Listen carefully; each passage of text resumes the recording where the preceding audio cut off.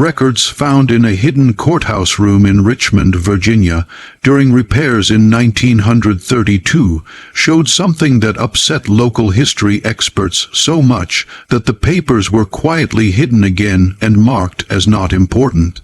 Between 1847 and 1851, plantation owners across 7 counties in central Virginia reported the same impossible thing.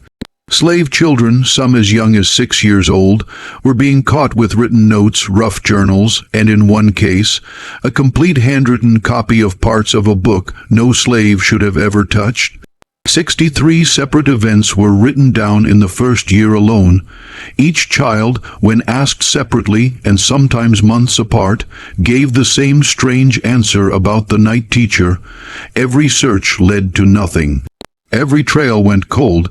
Police at the time ended their reports with different versions of the same words: source unidentified, threat level severe. What those plantation owners were scared of was not just reading and writing. It was the realization that someone had been moving through their land for years, completely unseen, teaching what was against the law and punishable by death. This person knew their schedules, the places they did not watch, and their weak spots. He moved like smoke through their land, and despite guards, dogs, and more desperate attempts to watch everything, he stayed invisible. The mental impact on the rich owners was huge. If their control was so total, how had this happened right under their noses? If one man could do this, what else was happening that they could not see? Before we go on with the story of the man who became Virginia's most wanted ghost, make sure to follow this channel and press that bell button so you never miss stories like this, and leave a comment below telling us what state or city you are watching from. We love hearing from our group around the world. What makes this case especially scary is that it was not found through careful police work or someone admitting it, but through the careless trust of children who did not yet understand the danger they were in.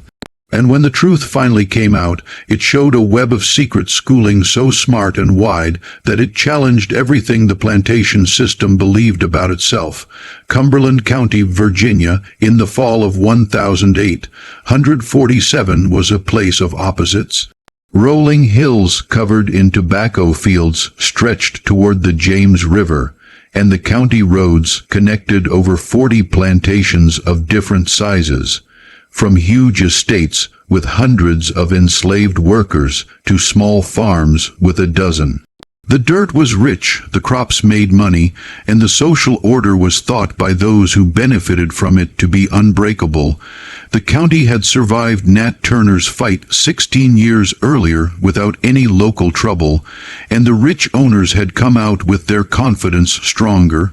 They had tightened their rules, improved their watching, and convinced themselves that their system was perfect.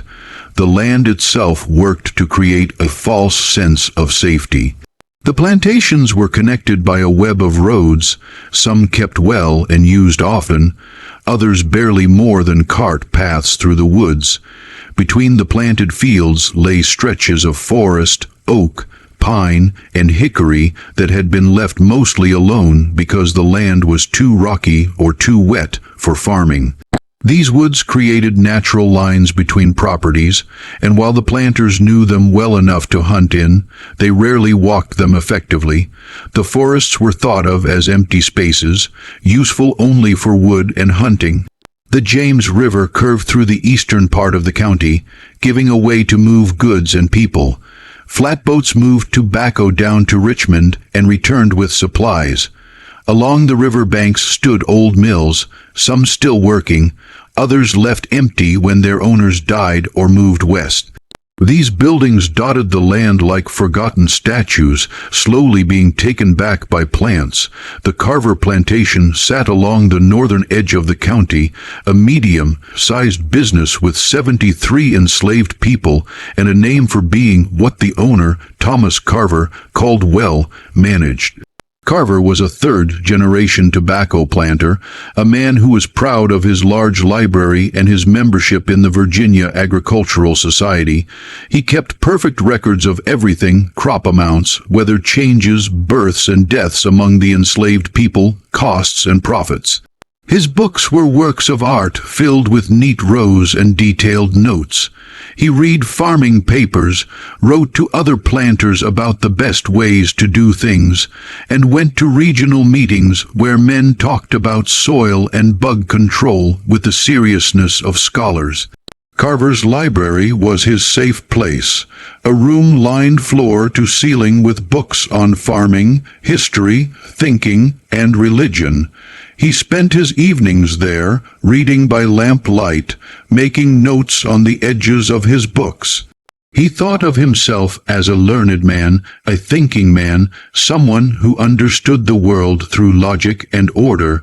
His world view was built on the sure thought that society worked according to natural laws, and that these laws placed different people in different spots for logical reasons. His wife, Elizabeth Carver, managed the house with quiet skill. She watched over the house workers, planned meals, hosted guests, and kept the social ties that were key to the family's standing in the town. She was involved in the local church, organized help for poor white families, and believed truly that she was a kind force in the lives of those who worked in her home. Among the enslaved people on the Carver plantation was a girl named Ruth, 8 years old, who worked in the main house under the eyes of the head housekeeper, a woman named Dinah. Ruth had been born on the plantation, the daughter of a field worker named Sarah, and a father she had never known, sold away before she was born. Ruth was small for her age, quiet and watchful. She had learned early to move through rooms without drawing looks, to know needs before they were spoken, to read the moods of the white family with the care needed for staying safe. Ruth worked from sunrise until well after dark. She swept floors, carried water, cleaned silver, and helped in the kitchen. She slept in a small room off the kitchen with 3 other girls, and her whole world consisted of the main house, the yard, and the short moments of freedom she found in the early morning before her work began or late at night after the family had gone to bed.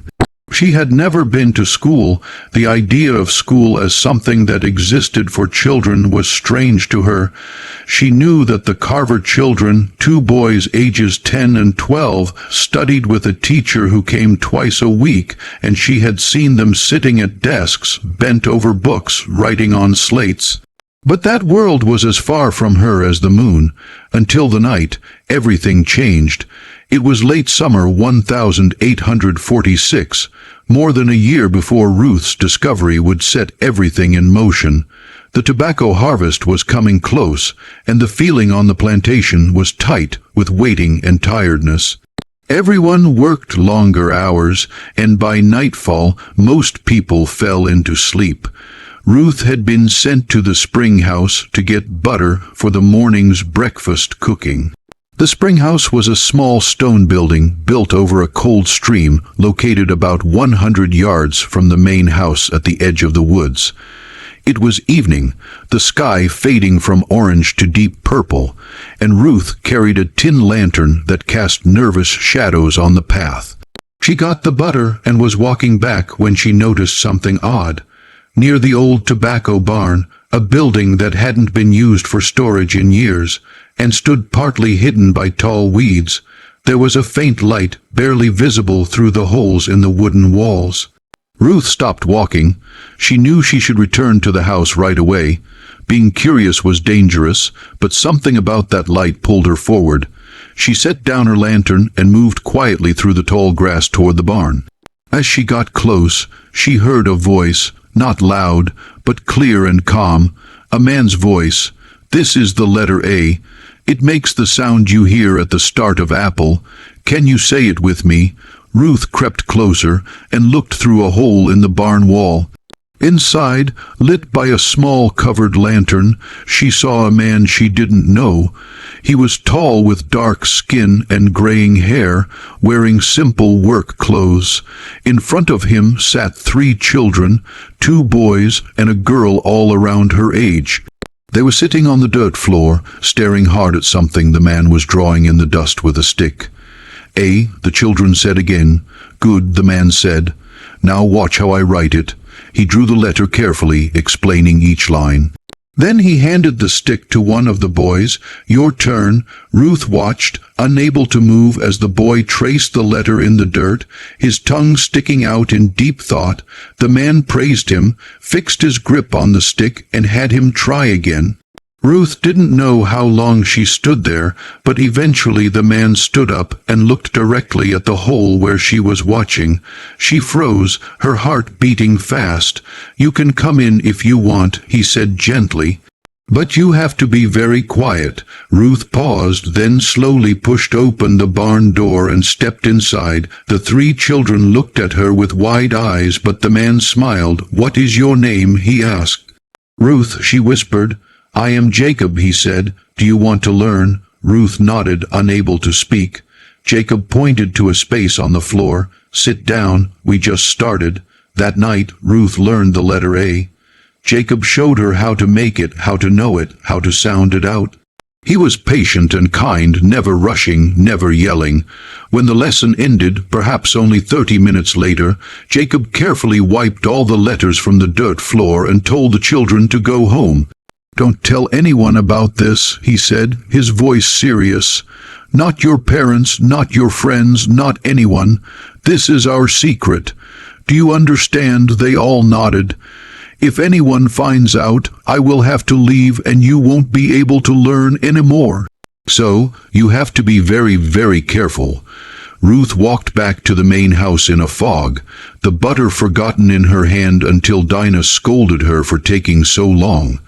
But that night, lying on her mat in the dark, Ruth traced the letter A on the floor with her finger over and over until she fell asleep.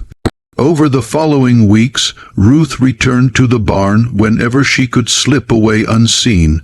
Jacob came at different times, sometimes once a week, sometimes not for 2 weeks, but when he came, he always taught.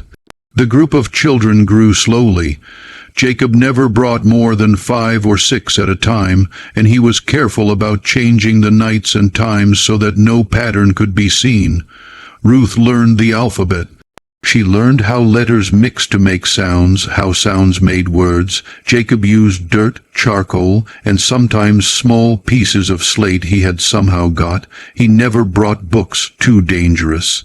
But he spoke parts from memory, and had the children say them again, connecting spoken words to written letters.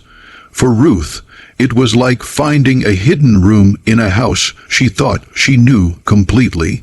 The world, which had always seemed set and unchangeable, suddenly held chances she hadn't imagined.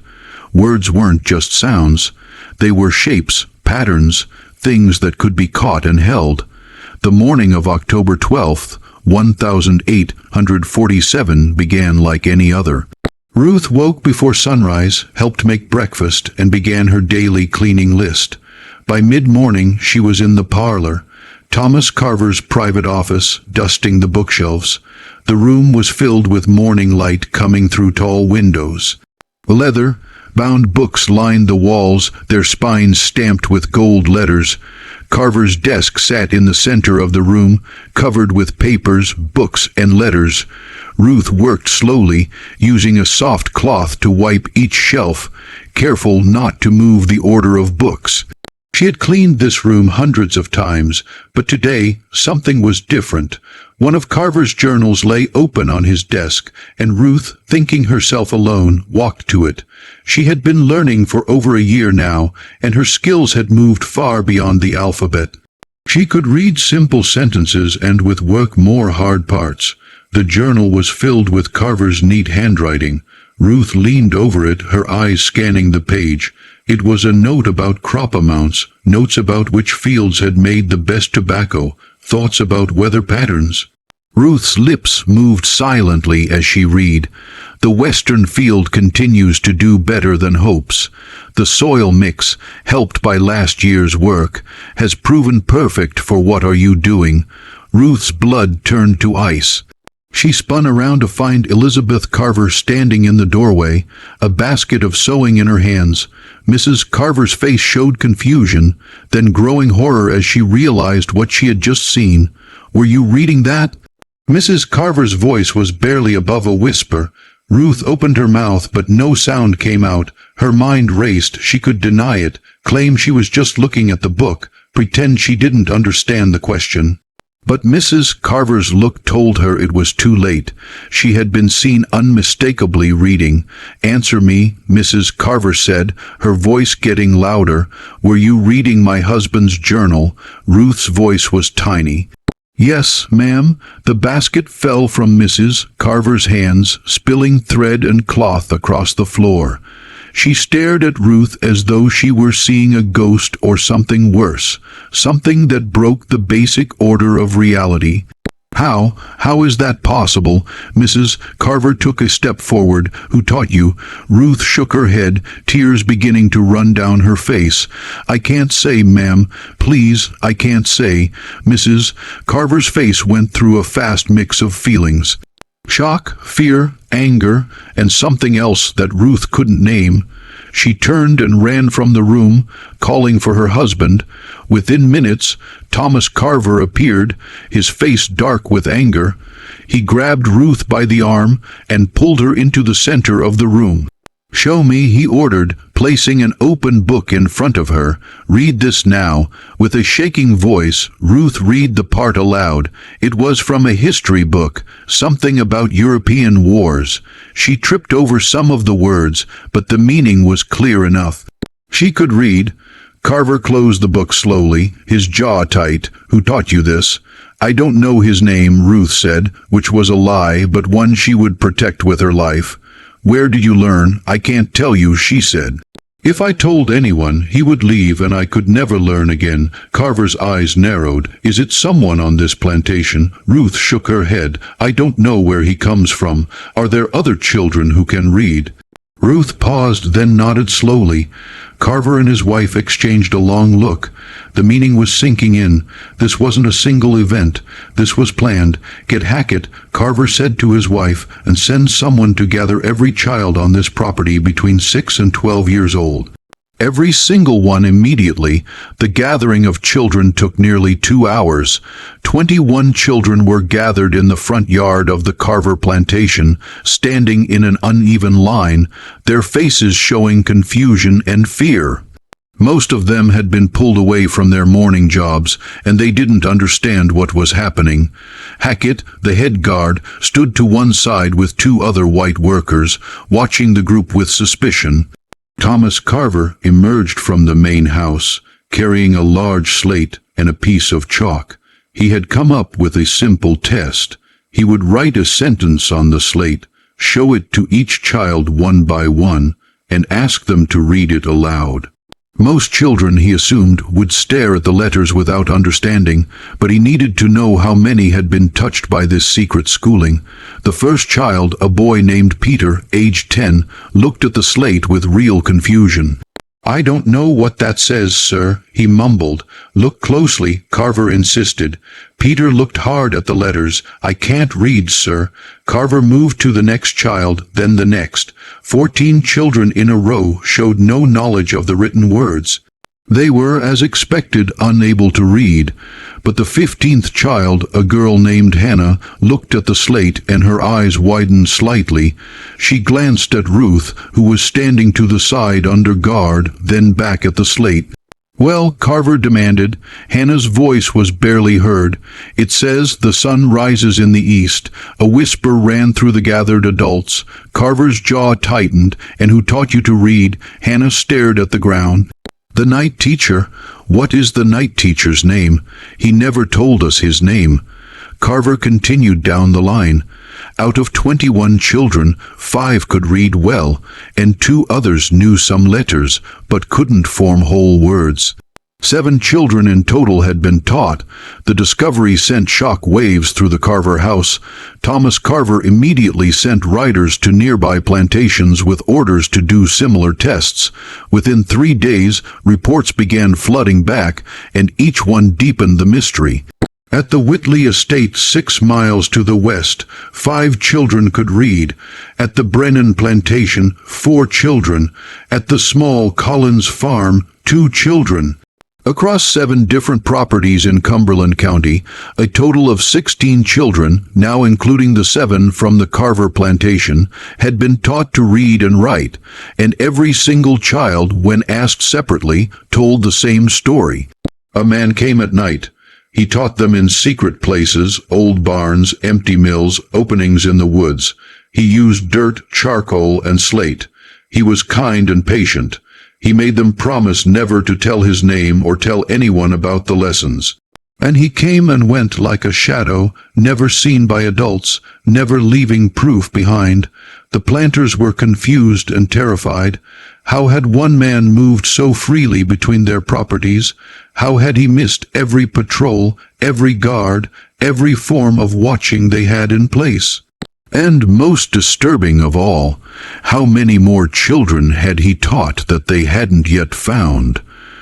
On October 19th, 1847, Thomas Carver held an emergency meeting of plantation owners at his estate. 11 men gathered in the large dining room, sitting around a big wood table that had been covered with maps, reports, and letters. The feeling was tight, the air thick with cigar smoke and barely hidden panic. Carver stood at the head of the table, his hands resting on a stack of papers. "Gentlemen," he began, "we are facing a danger we have never seen. Someone has been secretly teaching slave children to read and write across many properties in this county. Based on our search so far, we have found at least 23 cases, but I believe that number is low. There may be many more we haven't found yet." James Whitley, a thin man with sharp features, leaned forward. "My guard has questioned every adult on my property. No one admits to knowing anything about this. The children all describe the same person, a man who comes at night, but none of them can or will provide a name." "Same on my land," said Martin Grayson, a heavy-set man with a red face. "It is like he is a damned ghost. My workers are out in the fields all day, and we have night guards, but somehow this man has been slipping through for God knows how long." Robert Brennan, the youngest of the group, spoke up. "Could it be someone from outside the county, someone traveling through?" Carver shook his head. "The children report regular lessons over a long time. This isn't a one-time thing. This is a sustained campaign of schooling that's been going on for at least a year, possibly longer. Whoever this person is, they know our lands very well. They know our schedules, our blind spots, our times, which suggests," said Samuel Porter slowly, "that it is someone we know, someone who has real reasons to be moving between plantations." The room fell silent as this meaning sank in. "A tradesman," Whitley said, "someone who fixes tools, brings goods, provides services." "Or one of our own people," Grayson added, "someone we trust enough to let them move around freely." Carver pulled out a map of Cumberland County and spread it across the table. He had marked each plantation where reading children had been found with a red X. "Look at the pattern," he said. "The affected lands form a rough circle about 15 miles wide. In the center of that circle," he tapped a point on the map, "is the old Appomattox Mill Road. It is barely used anymore, but it connects to several of our lands through forest paths." Porter studied the map. "I have a carpenter named Jacob who travels that route often. I have given him permission to take on repair work at other plantations to add to his value." "He has been doing it for years," Jacob, Carver repeated, making a note. "What do you know about him?" "He is in his 40s, highly skilled, reliable. I bought him about 20 years ago from an estate sale in North Carolina. He has never given me any trouble, quite the opposite. He is one of my most valuable workers." "Can he read?" Carver asked. Porter paused. I have never tested him. I have never had reason to think he could. Test him, Carver said. Soon, and in the meantime, I suggest we all make lists of anyone, slave or free, black or white, who has regular access to many properties, tradesmen, sellers, preachers, anyone who travels. The men agreed, and the meeting continued for several more hours as they discussed security steps, punishment for the children who had been taught, and plans for finding the mystery teacher. But beneath the practical talks ran a current of fear. Their entire system of control had been broken, and they didn't know how deep the break went. Jacob had been a carpenter on the Porter plantation for over 20 years, but his story began long before that, in a different life that he rarely allowed himself to remember in detail. He had been born in Maryland in 1805 on a small farm owned by a Quaker family named Hadley. William Hadley, the father of the family, believed slavery was a moral evil, but had got enslaved people when his father died. Rather than sell them, which he thought was an even bigger evil, he had kept them, but treated them as something closer to paid workers.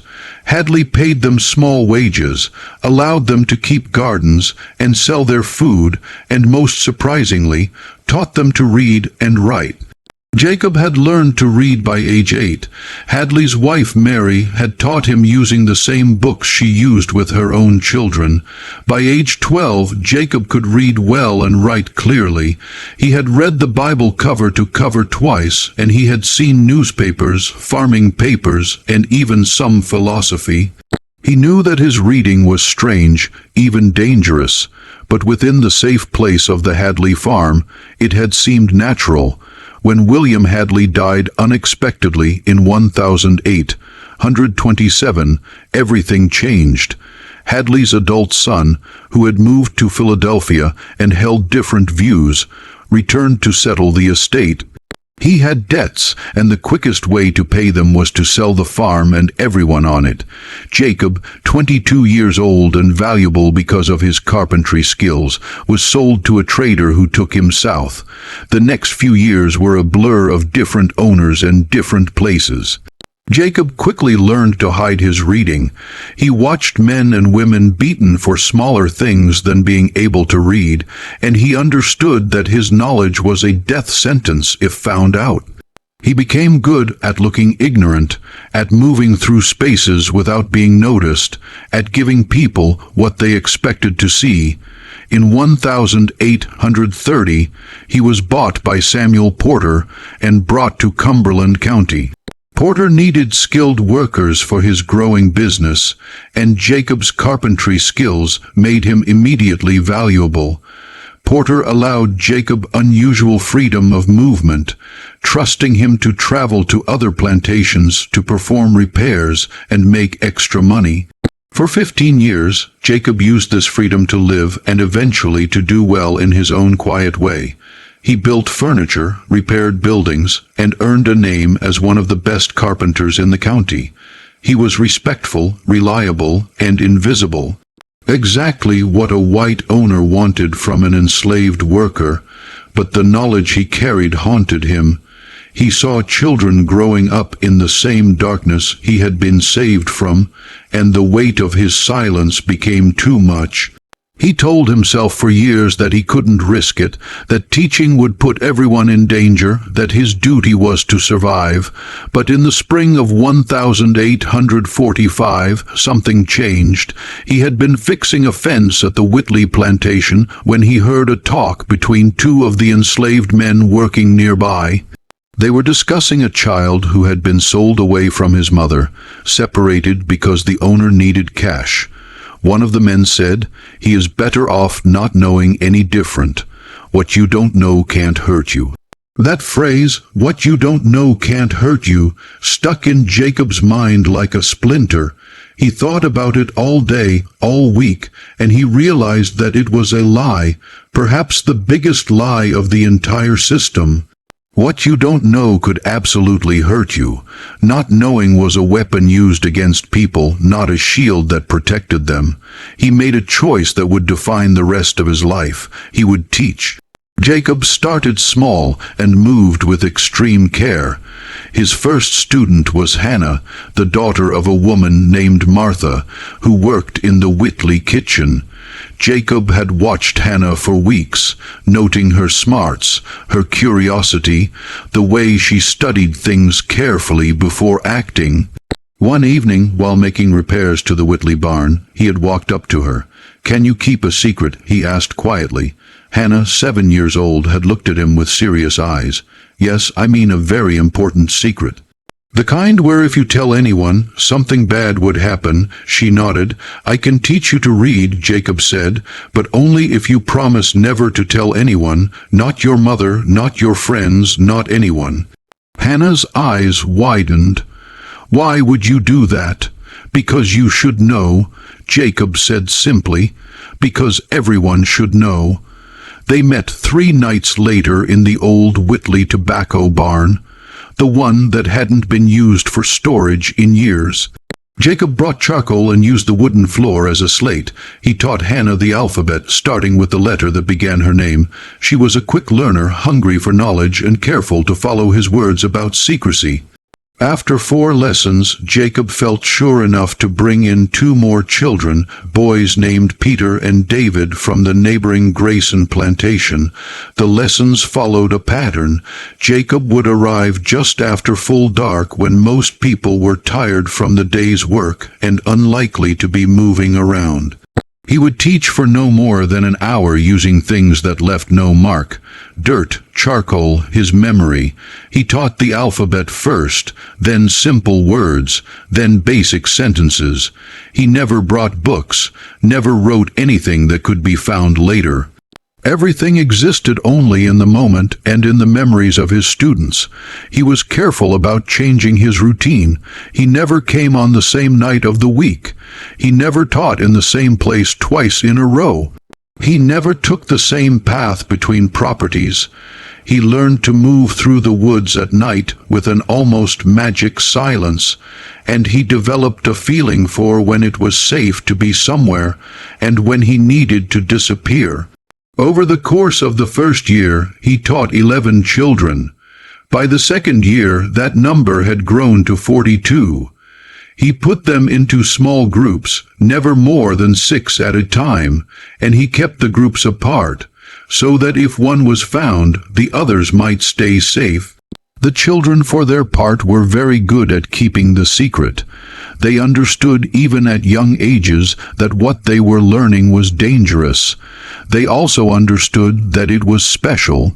Jacob gave them a sense of duty, not just for protecting themselves, but for protecting each other and protecting him. Some of the children moved faster than others. Ruth from the Carver plantation, whom Jacob had met by accident that night at the old barn, turned out to be one of his best students. She soaked up everything he taught with a fire that both impressed and worried him. He could see that she was beginning to see the world differently, to ask questions that had no safe answers. One night, about 6 months into her schooling, Ruth had asked him, "Why don't they want us to read?" Jacob had thought about how to answer, "Because reading gives you power. It lets you understand things they don't want you to understand. It lets you imagine things they don't want you to imagine." Like what? Like the idea that you could be something other than what they tell you you are. Ruth had gone quiet thinking about this. Then she asked, "Are you scared?" "Every day," Jacob admitted, "but I am more scared of not doing this than I am of getting caught." It was the most honest he had ever been with any of his students, and it marked a turning point in their bond. Ruth wasn't just learning to read. She was beginning to understand the deeper meanings of what Jacob was risking and why. By the autumn of 1847, Jacob was teaching over 60 children across 9 different plantations. The work had grown far beyond what he had first planned, and with that growth came more risk. It was becoming harder to keep track of all his students, harder to keep the strict security rules, harder to avoid being seen. He had made a system of signs to talk with the children. A mark on a tree meant a lesson would happen that night. A different mark meant to stay away because it wasn't safe. The children learned to read these signs as carefully as they learned to read letters. But Jacob knew the system was weak.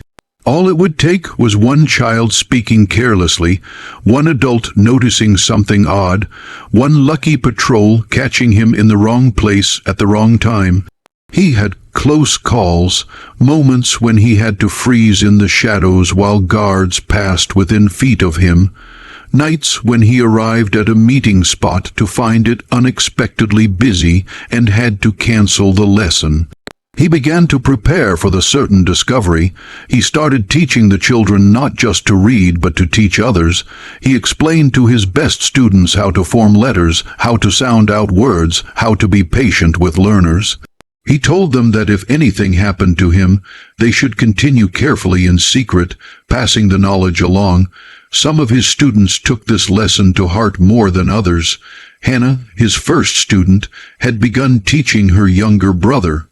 Samuel, a boy from the Brennan plantation, had taught two of his cousins. The knowledge was spreading beyond Jacob's direct control, which both pleased and scared him. In September of 1847, Jacob made a choice that would prove fateful. There was a group of children on the Carver plantation that he hadn't yet reached, and Ruth had asked him again and again to teach them. Jacob was unsure. The Carver plantation was one of the most strictly run in the county, and Thomas Carver himself was known for his careful attention to detail. But Ruth was convincing, and Jacob felt a sense of duty to reach as many children as possible. He agreed to teach at the old tobacco barn on the Carver property, using Ruth as a helper to gather students. It was a risk, but it seemed workable. What Jacob didn't know was that the security at the Carver plantation had recently been tightened. Thomas Carver, worried about reports of theft at nearby estates, had started irregular night patrols and had told his guard Hackett to note any strange activity. The plantation that had seemed like a smart risk was actually a trap waiting to spring. The morning Ruth was found reading Thomas Carver's journal marked the beginning of the end, though it would take weeks for the full results to unfold. The immediate result was wild and terrifying. After the gathering of children and the shocking reveal that 7 of them could read, Thomas Carver locked Ruth in a small storage room while he decided what to do. Ruth spent hours in the dark, listening to muffled voices arguing outside, imagining the worst. She was terrified not for herself, but for Jacob. She had made the mistake that would show him. She had been careless, confident, too pleased with her own skills to keep proper care. When the door finally opened, it was Dinah, the head housekeeper, who entered. Dinah's face was blank as she set down a plate of food and a cup of water. "Eat," Dinah said. Ruth stared at the food. "What is going to happen to me?" Dinah sighed. "I don't know, child, but Mr. Carver is sending people to all the nearby plantations. They are testing other children, seeing how far this goes. You have stirred up a hornet's nest." "I didn't mean to," Ruth whispered. "I know, but meaning doesn't matter now." Dinah paused at the door. "Ruth, whoever taught you, you need to protect them. No matter what they threaten you with, you can't say who it was. Do you understand?" Ruth nodded, tears running down her face. Over the following days, as the size of the secret school network became clear, the plantation owners of Cumberland County moved into action. The first shock gave way to organized searching. They made lists of everyone who moved between properties. They questioned adults. They put strict new limits on the movements of enslaved people, and they put up a reward, $200, for information leading to the name of the teacher. $200 was a huge amount, more than many enslaved people could imagine. The planters believed that someone would break, that the promise of money or freedom would crack the wall of silence, but weeks passed and no one came forward. The children were asked again and again, sometimes gently, sometimes harshly, but they held firm. They didn't know his name, they said. They didn't know where he came from. He was just the night teacher, and he disappeared like smoke. The search began to focus on men who traveled between plantations for real reasons. Peddlers were questioned. Traveling preachers were asked, and eventually attention turned to the craftsmen, the blacksmiths, the wheelwrights, the carpenters who moved from property to property offering their work. Samuel Porter had always considered himself a smart judge of character. He was proud of his ability to manage his property well while keeping what he believed was a fair approach. He didn't use physical punishment as much as some of his neighbors, and he rewarded good work with small freedoms. Jacob had been one of his success stories, a skilled worker who made money and reflected well on Porter's management skills, but now sitting in his office and thinking about the chance that Jacob might be the mystery teacher, Porter felt a mix of doubt, curiosity, and betrayal. If Jacob had been tricking him for years, what did that say about Porter's judgment? He decided to test Jacob subtly without showing his suspicions. On the morning of October 23rd, Porter called Jacob to his office. "Jacob, I have a task for you," Porter said, pointing to a piece of paper on his desk. "I need you to deliver a message to Thomas Carver tomorrow. Before you go, I want to make sure you understand what it says so you can answer any questions he might have." Porter pushed the paper across the desk. It contained a simple message confirming delivery of tobacco samples for quality check. "Please review and respond by return messenger." Jacob picked up the paper and looked at it for several long seconds. Porter watched his eyes carefully, looking for any sign that he was reading. "I can't read, sir," Jacob said finally, setting the paper down. "But if you tell me what it says, I can remember it and repeat it to Mr. Carver. Are you certain you can't read?" Porter pressed, "Not even a little." Jacob met his eyes with a look of mild confusion.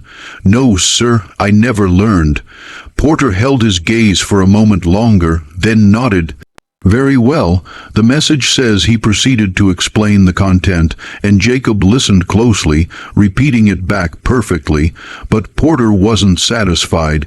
He sent word to Thomas Carver about his suspicions, and together they made a more detailed test. They would follow Jacob on his next trip. On the night of November 8th, 1847, Jacob left the Porter plantation just after sunset, carrying his leather tool bag and a small lantern. He had told the guard he was going to repair a broken wagon wheel at the Brennan estate, a job that would take several hours. The guard had nodded and waved him on without suspicion. What Jacob didn't know was that 3 men were following him at a careful distance. Thomas Carver had organized the watching personally. He had chosen Hackett, his own guard, along with 2 experienced hunters who knew the county's forests well. The men were armed and had orders to watch, but not to step in until they had real proof. Jacob walked along the main road for the first mile, his speed steady and unhurried. The evening was cool, the sky clear, and a thin moon provided just enough light to make the road visible. To anyone watching, he looked like exactly what he claimed to be, a carpenter heading to a job. But when he reached the split in the road where one branch led to the Brennan plantation, Jacob didn't take it. Instead, he continued straight toward a less traveled path that led deeper into the woods. The men following him exchanged glances. This was already suspicious. Hackett signaled for silence, and they continued tracking Jacob through the forest. Jacob walked for another 30 minutes, occasionally pausing to listen, once stopping completely for several minutes, as though sensing something. The trackers froze each time, barely breathing. Finally, Jacob seemed satisfied and continued on. He came out into a small clearing near an old mill that had been abandoned for over a decade. The building was partially collapsed, its water wheel stuck and overgrown with vines. Jacob circled around to the back of the mill and entered through a hole in the wall.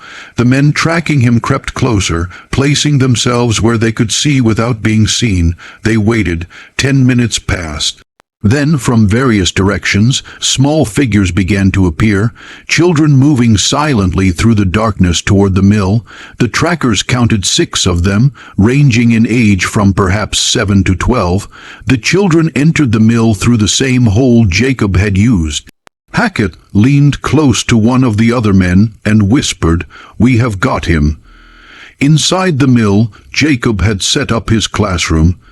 He had cleared a space on the floor and had several pieces of slate that he had hidden there. He used charcoal to write on the slates, teaching the children new words and reviewing old lessons. His voice was low and patient. "This word is freedom," he said, writing it carefully. "It is an important word." "Do you know what it means?" One of the children, a boy named Thomas, raised his hand. "It means not being owned by anyone." "That is right," Jacob said. "Now, let's break it down into sounds." The lesson continued for nearly 45 minutes. Jacob worked with each child individually, checking their progress, correcting mistakes, offering praise. The feeling was focused and quiet, with none of the fidgeting you might expect from young children. They understood the privilege and the danger of what they were doing. When the lesson ended, Jacob carefully wiped the slates and hid them in a hole in the mill wall. He sent the children home one at a time, spaced a few minutes apart, telling them to take different routes. "Remember," he told them, "tell no one and be careful." The children disappeared into the night. Jacob waited until they were gone, then gathered his things and prepared to leave. He never made it out of the clearing. As he came out from the mill, Hackett and the two trackers stepped out from the tree line, blocking his path. Hackett held a lantern high, lighting up Jacob's face. "Jacob," Hackett said, his voice calm but cold, "you have been a very busy man." Jacob froze, his hand tightening on his tool bag. For a moment the night was silent, except for the sound of wind in the trees. Jacob's mind raced through possibilities, running, fighting, denying, but he knew it was over. They had seen everything. "Mr. Carver wants to speak with you," Hackett continued. "You are going to come with us now." Jacob looked at the three men, at the darkness of the forest behind them, at the road that led back to a life that was now forever changed. He took a deep breath and nodded slowly. "All right," he said quietly, "I will come." They tied his hands and led him through the forest toward the Carver plantation. Jacob walked in silence, his mind already working through the meanings. He had been caught, but the children hadn't. If he could protect their names, if he could keep them safe, perhaps something of his work would survive. Jacob was held in a locked storage shed on the Carver plantation, while Thomas Carver sent urgent messages to every plantation owner within 20 miles. By the afternoon of November 9th, over 30 men had gathered in Carver's largest barn, which had been cleared and furnished with benches for the event. Jacob could hear the murmur of voices from his prison, the sound of horses arriving, the growing crowd of angry men who had come to decide his fate. He sat on the dirt floor, his back against the wall, and waited. Inside the barn, Thomas Carver stood on a raised platform, speaking to the gathered planters. The feeling was charged with anger and fear. "Gentlemen," Carver began, "we have caught the individual responsible for the planned education of slave children across 7 counties. His name is Jacob, property of Samuel Porter, and he has admitted to teaching reading skills to over 60 children over a period of roughly 2 years. A roar of angry voices filled the barn. Men stood shouting questions and demands. "Hang him, make an example. How do we know he worked alone?" Carver raised his hands for silence. "We have questioned him deeply. He claims to have worked alone, and I believe him. His method was simple but effective. He used his real carpentry work as cover to travel between properties, and he held lessons in abandoned or quiet locations at night. He was careful, planned, and patient. How did we not see this?" Someone shouted from the back. Carver's jaw tightened because he understood our systems better than we understood them ourselves. He knew our routines, our blind spots, our assumptions. He used the very freedom of movement we gave him because he was valuable and trusted. Samuel Porter stood, his face red. "I take blame for failing to see this. Jacob has been my property for 20 years, and I never suspected. I will pay any costs tied to this event." "The cost," said Martin Grayson, "is not just money. The cost is that we now have 60 educated slave children who represent a lasting threat to stability.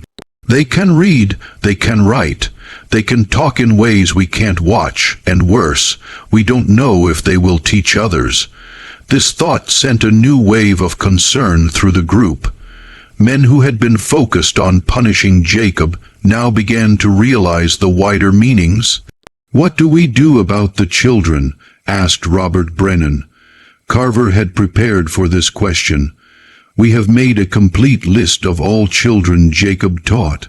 I suggest that we separate them, sell them to different regions, mainly far south, where their skills will be less useful, and where they will have no connection to each other or to anyone who might encourage more education." "That is over 60 sales," Porter said. "The money impact alone." "The other choice," Carver stopped him, "is to keep them here where they pose an ongoing risk and where they might continue to spread reading. Gentlemen, we are not just dealing with the children Jacob taught directly. We are dealing with the chance that those children will teach others who will teach others. This is a sickness, and it must be stopped." The room fell silent as the men took in the size of the problem. Finally, James Whitley spoke up. "And what about Jacob himself?" All eyes turned to Samuel Porter, who stood and addressed the group. "I have given this much thought. Killing him would make him a hero and would draw unwanted attention from people against slavery in the North. They would use his story to attack our entire way of life.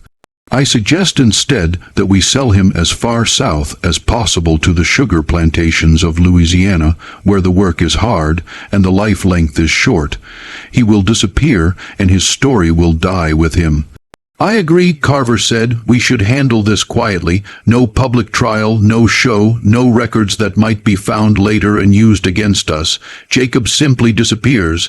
The children are separated and sold, and we put in new security steps to ensure this never happens again." The vote was nearly total. Jacob would be sold to a slave trader heading to Louisiana within the week. The children would be separated and sold over the following months, and the entire event would be written down as vaguely as possible in official records to avoid creating evidence that could be used by anti-slavery people.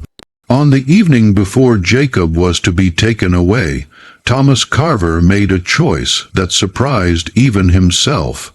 He wanted to understand. Despite his anger, despite the threat Jacob had been, Carver felt forced to speak with the man who had outsmarted him and dozens of other educated, powerful men for over 2 years. Carver entered the shed where Jacob was being held. Jacob sat against the wall, his hands still tied, his face showing tiredness and acceptance. Carver carried a lantern and a bottle of water which he offered to Jacob. "Thank you," Jacob said, drinking deeply. Carver sat down on a wooden box across from him. For a long moment, neither man spoke. Finally, Carver broke the silence. "I need to understand something, Jacob. You had a good spot. You were skilled, valued, trusted. You had freedoms that most men in your spot never receive. Why would you risk all of that? What could you possibly hope to do?" Jacob looked at him steadily. "I hoped to give those children something that couldn't be taken away from them. Knowledge, understanding, the ability to see the world as it truly is, not as you tell them it is. But you must have known you would be caught eventually," Carver pressed. "You must have known the results." "I knew," Jacob said simply, "but I also knew that if I didn't act, I would be part of keeping those children in darkness. I had been given something special, education, and I couldn't justify keeping it to myself while others suffered for lack of it." Carver shook his head. "You have put them in danger, Jacob. Don't you see that? By teaching them to read, you have made them unfit for their lives.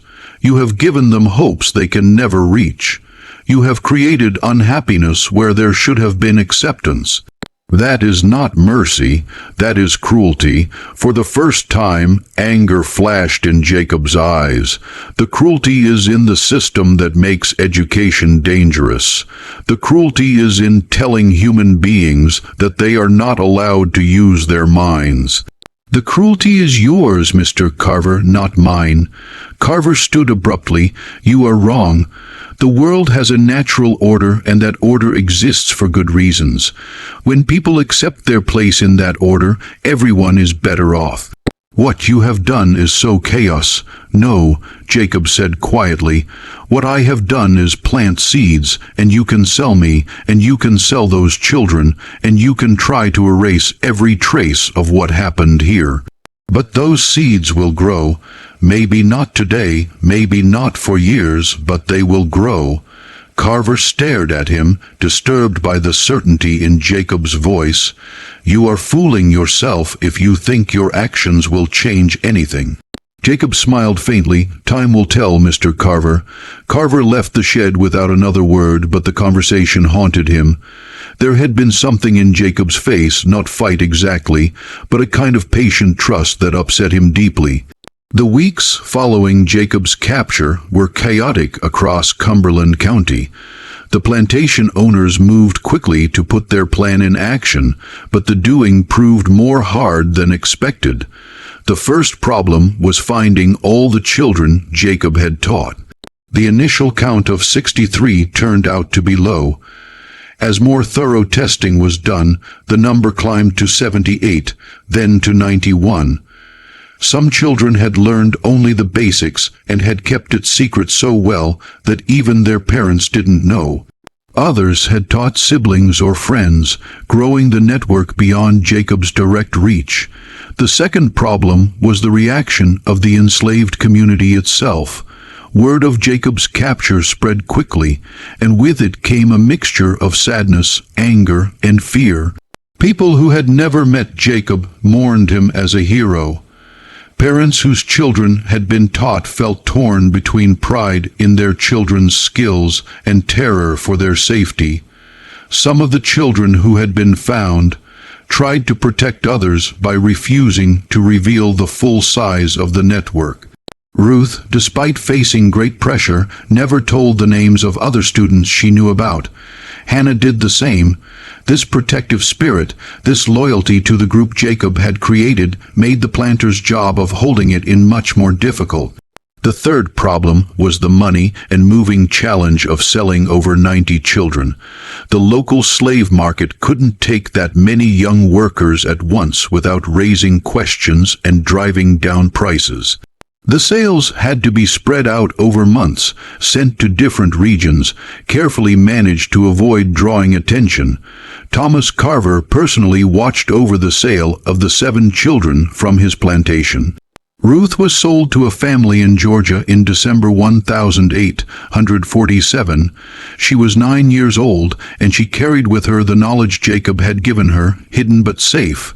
Carver received a fair price for her, and he told himself he was being fair, even kind. She could have been punished far more harshly. But at night, alone in his library, Carver found himself troubled by thoughts he couldn't quite put into words. He had won. Jacob was gone. The children were being moved, and new security steps were in place.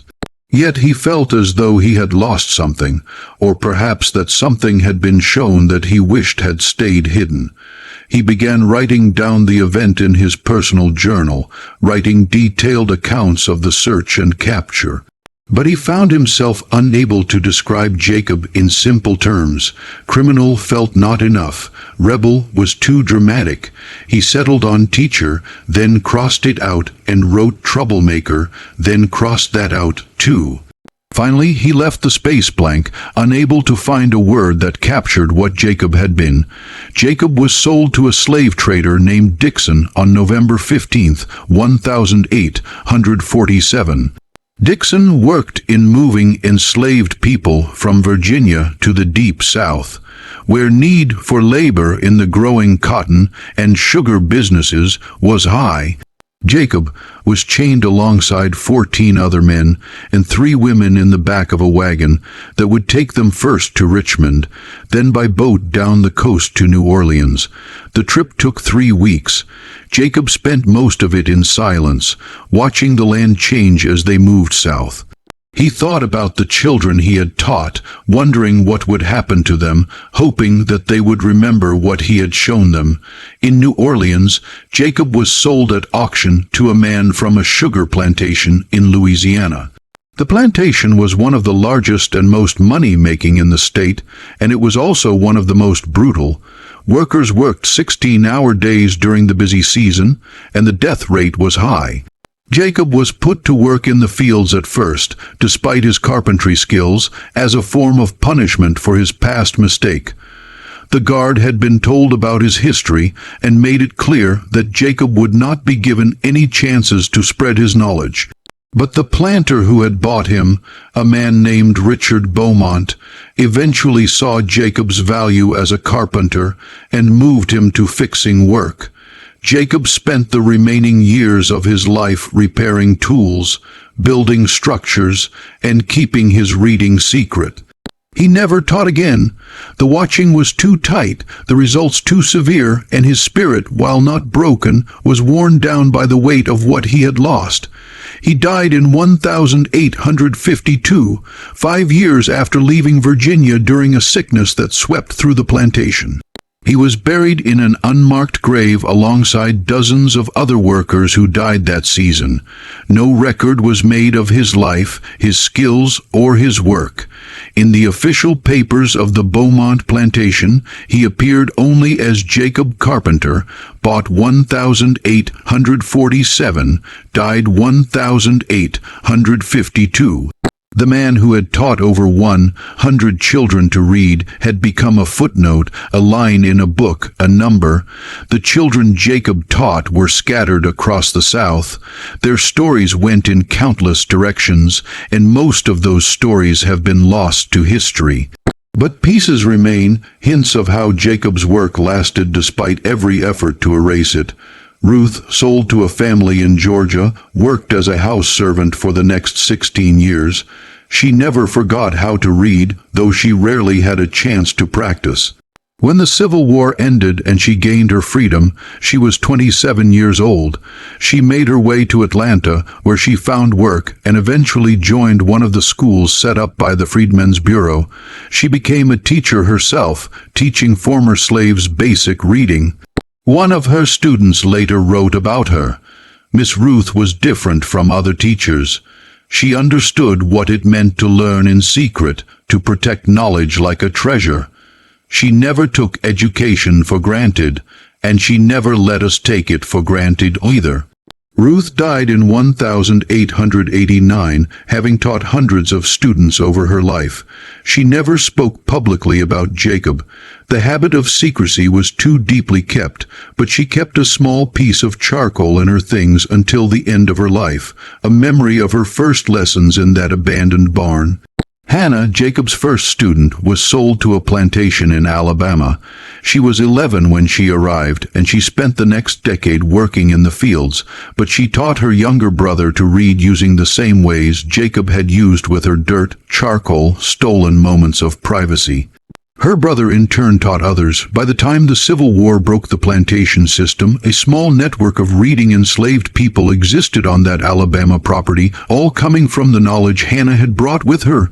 Samuel, the boy from the Brennan plantation who had shown such skill, was sold to a family in South Carolina. He lost his reading skills over the years. Without practice or help, the knowledge faded. But when rebuilding brought schools to his area, he relearned quickly, his brain remembering patterns it had learned as a child. He became a preacher and taught himself to read the Bible well. He died in 1901, a respected elder in his town. Not all the stories ended well.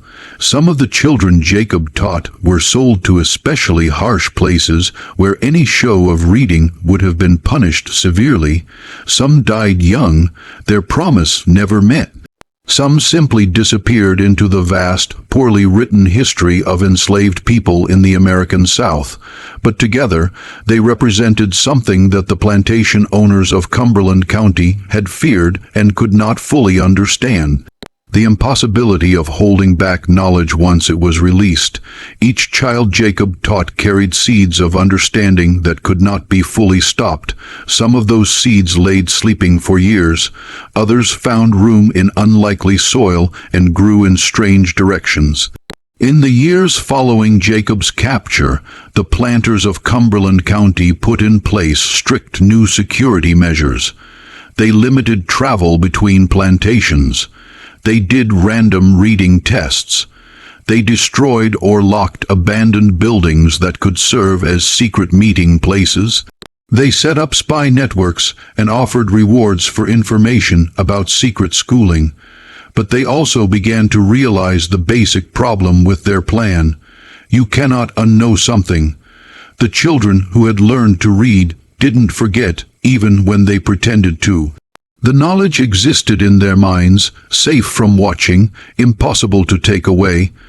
Thomas Carver, in his careful journals, wrote about his growing frustration with this reality.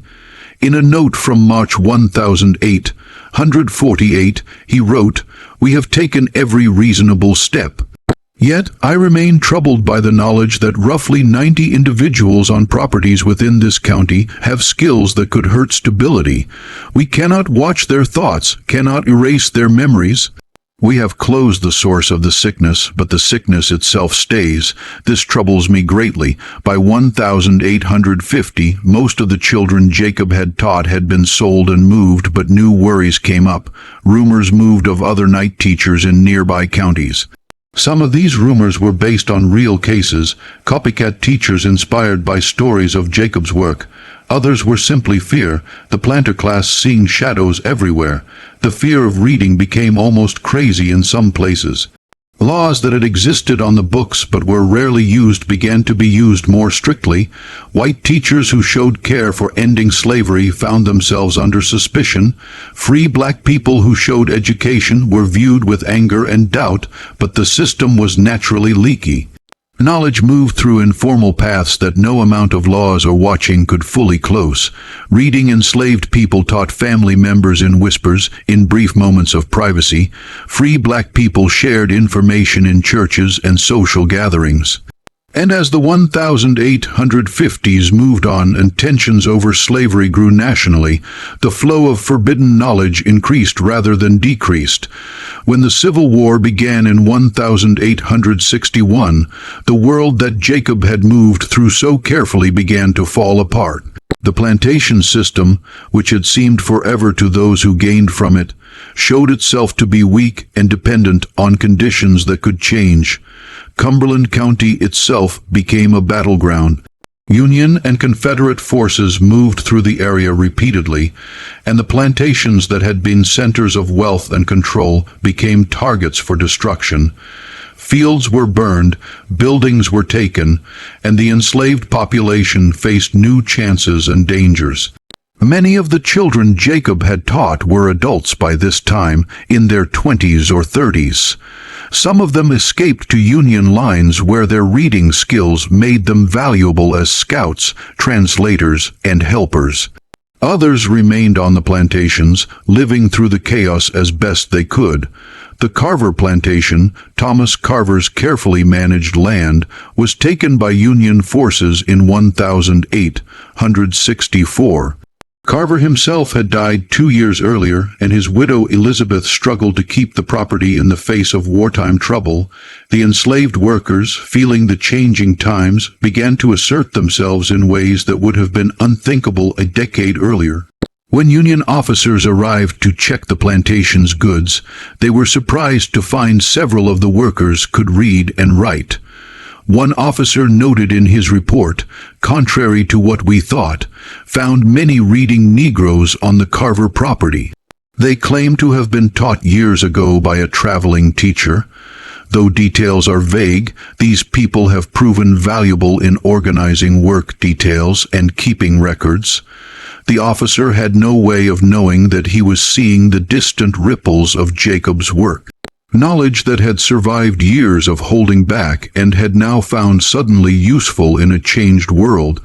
The records discovered in Richmond in 1932 were part of a larger collection of county papers that had been moved from Cumberland County to the state capital during rebuilding and never properly organized. A clerk doing a count during courthouse repairs found a series of leather-bound books marked Confidential County Business 1847-1851. The books contained detailed reports of the search into Jacob's teaching network. There were lists of children tested for reading, maps showing affected plantations, letters between plantation owners, and detailed notes of security steps put in place in response to the crisis.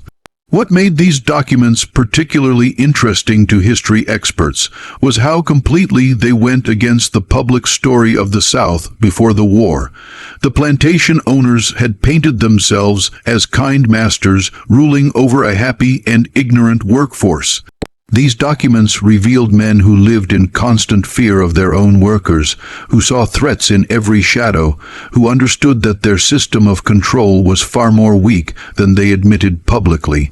The historian who first examined the documents in detail, a man named Dr. Robert Patterson, was struck by the tone of the letters. "These are not confident men," he wrote in his first notes. "These are frightened men engaged in a desperate effort to hold back something they don't fully understand." The figure of Jacob haunts these pages not as a criminal, but as something more disturbing, a mirror showing their own failures of imagination.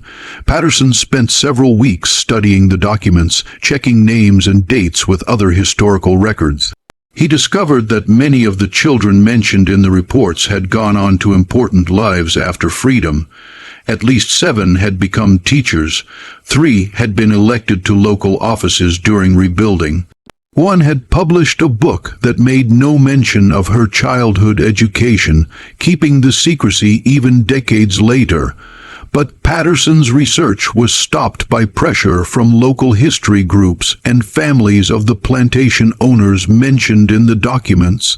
They argued that the records were upsetting, that they showed a twisted view of history, that they would be misused by those with political goals.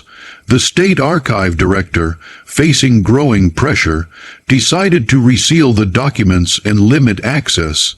Patterson fought hard, but he was overruled. In his final report, he wrote, "The story contained in these documents deserves to be told not because it makes anyone look good, but because it reveals the truth about a system built on the impossible task of keeping human beings ignorant." Jacob succeeded not because he was special, but because the plantation owner's greatest fear, that enslaved people were fully human, fully able to learn, was absolutely true. They spent huge energy denying this reality, and the proof of their denial is now being hidden again. This time in the name of historical feelings. The documents were resealed in 1933, marked not important, and filed in a restricted section of the state archives. They remained there largely forgotten for decades. While the official records were hidden, the story of Jacob lasted in spoken stories within African American communities, though in broken and often changed forms. Families of the people Jacob taught sometimes heard family stories about a mysterious teacher who appeared in the night, though details were vague and often mixed with other tales.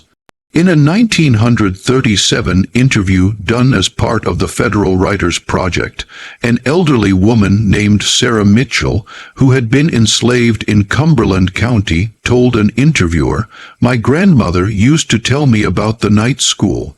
Said there was a man who came around teaching children their letters had to be secret because it was forbidden. She never said his name, but she said he was like a ghost, could move through the dark without making a sound. My grandmother learned from him, and she taught my mother, and my mother taught me. All secret, all passed down quiet, like." The interviewer asked for more details, but Sarah had none to give. The details had been lost over 3 generations of retelling.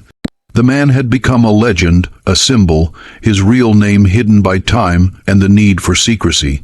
Similar stories appeared in interviews done across Virginia and other southern states. Historians noted the pattern, but generally dismissed these accounts as folktales, big stories that mixed facts with wishing. The academic belief was that while there may have been rare cases of enslaved people learning to read, the idea of organized secret schools was largely a myth. But the people who told these stories believed them. For them, the night teacher, whether he was one person or many, whether his story was correct in every detail or grew through retelling, represented a basic truth that the hunger for knowledge had been powerful enough to beat terrible risks, and that people had been willing to teach and learn even when it could cost them everything. In 1968, during the Civil Rights Movement, a group of historians led by Dr. Julia Morrison began pushing for the reopening of the 1847-1851 documents from Cumberland County. They argued that these records held important proof of resistance to slavery and should be made available for study and teaching. The Virginia State Archives at first said no, citing the same worries that had led to the documents being sealed in the first place.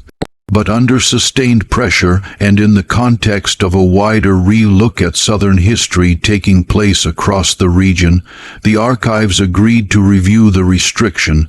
A group was formed to examine the documents and decide whether they should be made open to the public.